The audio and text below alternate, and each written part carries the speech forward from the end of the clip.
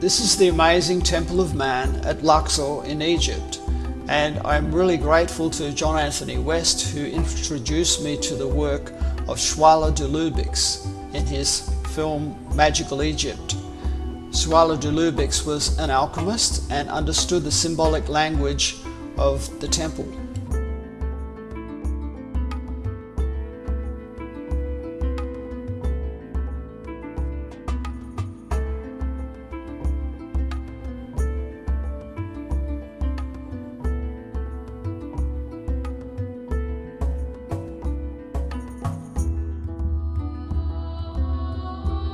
It is said that Ra creates netters as his limb.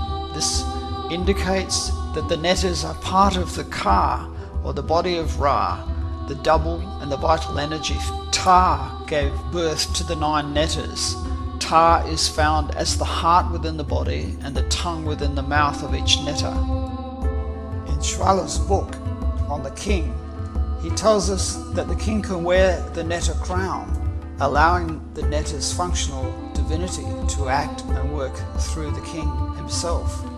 Each of us also can access this king energy, and therefore the netters. Let's have a look at the green man and the god or netters, which is Osiris, Ta, and Ra-Horakhti, and even Geb, the earth god. The green man is one who is in tune with nature, and in the tarot we have the Fool. An important question here to consider is, do we look outside or inside for these answers? In alchemy they say, as it is above, so below. As it is out there, so look in here for the answers. The cosmic Pan, that natural man within me, the man of nature, loving to garden, be out there in the wilds. Yes, and there is that part of me that tends to try and hold up the whole world upon my shoulders. The temple at Luxor is dedicated to the god Netta Amun. Amun is the air and the breath principle. Here we can see Amun and Khnum. Now Khnum is the galactic exhalation and Amun is the inhalation. So let's have a look here at Khnum, who's placed in the throat section of the temple, but he is also fashioning the physical body as well as the etheric body of the king. Or Horus is the Ka and the etheric body, but the green netters are the shapers, recalling here that Khnum, Osiris, Ta and Geb are all green netters. Khnum and Ta are potters and shapers, so they shape the physical body. And here is Osiris and Isis with the Ka and Horus on the potting wheel. Khnum at the throat level therefore indicates that he's using his divine breath and sound to shape and fashion the Ka, or the figures of the king, his Ka, his etheric body, and his physical body with sound. The air and the breath element, the divine wind, the creative word, an inspirational source, an inspiration and exhalation of the universe.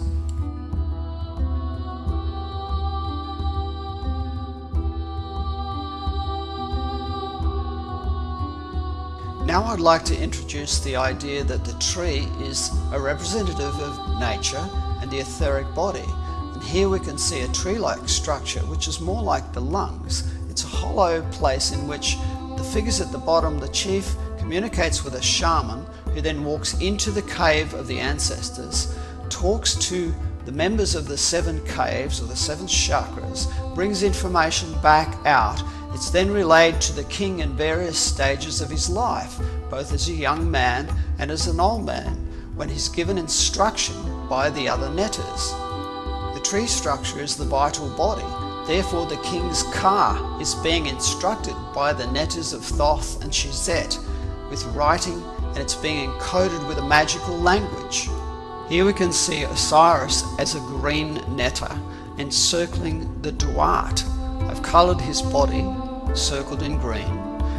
as such, and we live in this world within which Osiris encloses us. You can also see here that Nut stands on the head of Osiris, holding in her hands the sun.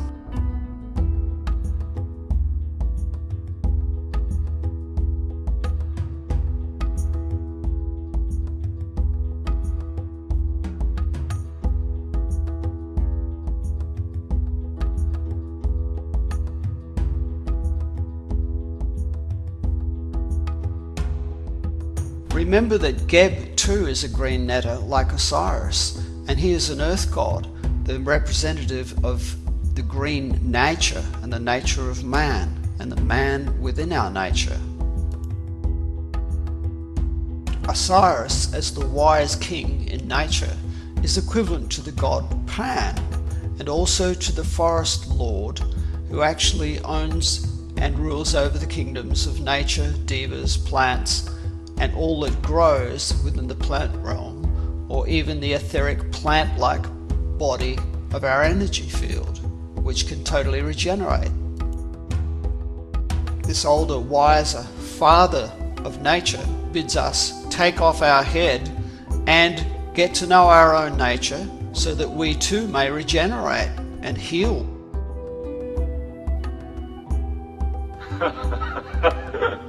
Body, come to me. This older, wise king bids us to know the nature of sacrifice, to be able to disassemble and reassemble or regenerate and heal ourselves by knowing our true nature. These young eyes have seen nothing of the world yet. Shall I snuff out their light? Shall these young lips grow cold before they have tasted life or touched a woman's cheek? This Gawain, a flower of nights, may be in his youth a little immature and need a bit of pruning. No, Gawain. You shall not die yet to defend their lack of courage. I came to challenge a man, not a beardless boy. I give you a year's grace to grow your beard. 12 sweet, short months of life to do with as you will. But when the seasons have come full circle, we shall meet again, and you shall pay your debt to me. In the original story of Ragnell and Gawain, King Arthur is defeated by a black knight in the forest, and he finds that in his defeat the black knight accuses him of having given away the forest which wasn't his to give. So Gawain, who is the king's son, King Arthur's son, needs to actually find who owns the forest, which is the goddess Ragnell. The king has a year and a day to find out who does own the forest, and it is Gawain who actually finds out who she is.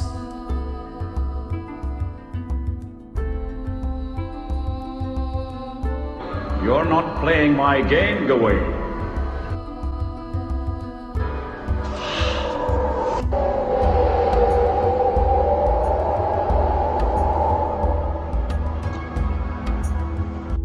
It was an example of correspondence as a hidden frequency in the language of the temple.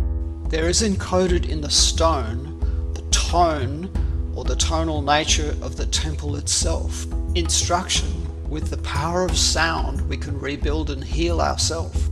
The human being embodied in the temple is Pharaoh, who is symbolic of human perfection. Demonstrating the highest level of man's development, Pharaoh is humankind's divine form. The temple clearly expressed a belief that man and the cosmos were one, and that each was fully represented and intertwined within the other.